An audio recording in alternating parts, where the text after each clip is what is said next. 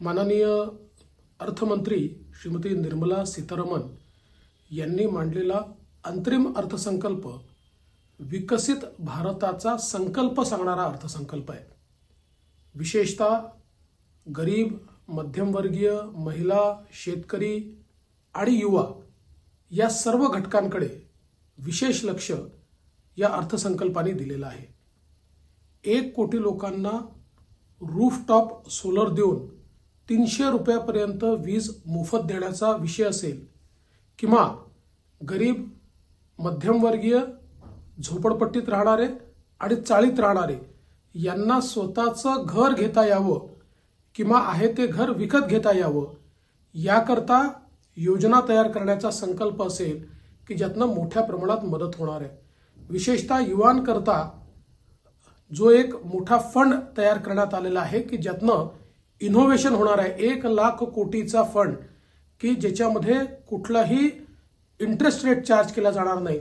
यामुळे एक मोठी स्टार्टअप आणि इनोव्हेशनची इकोसिस्टीम युवांकरता तयार होणार आहे आणि त्यातनं रोजगाराची निर्मिती होणार आहे।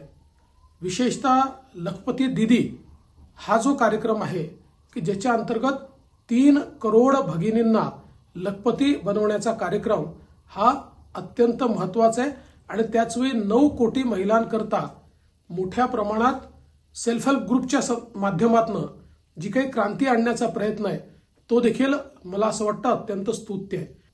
विकासाच्या करता जवळपास 11 लाख कोटी रुपयाची गुंतवणूक करण्यात येते आहे, ज्याच्यामध्ये नवीन रेल्वेचे कॉरिडॉर्स, ज्याच्यामध्ये नवीन रस्ते, ज्याच्यामध्ये मोठ्या प्रमाणात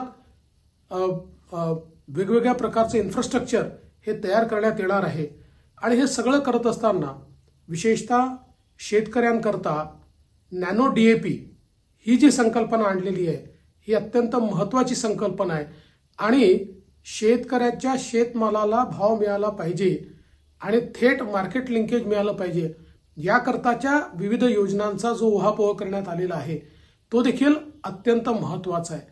एकूणच जर आपण हे अंतरिम बजेट बघितलं तर विकासाची दिशा सांगणारं पण त्याचवेळी आर्थिक शिस्त पाळणारं अशा प्रकारचं हे अंतरिम बजेट या ठिकाणी मांडलेलं आहे आणि त्याचवेळी विकसित भारताचा रोडमॅप काय आहे हे आम्ही जेव्हा पूर्ण बजेट मांडू त्यावेळेस सांगू अशा प्रकारचा आत्मविश्वास देखील माननीय अर्थमंत्र्यांनी दाखवलेला आहे।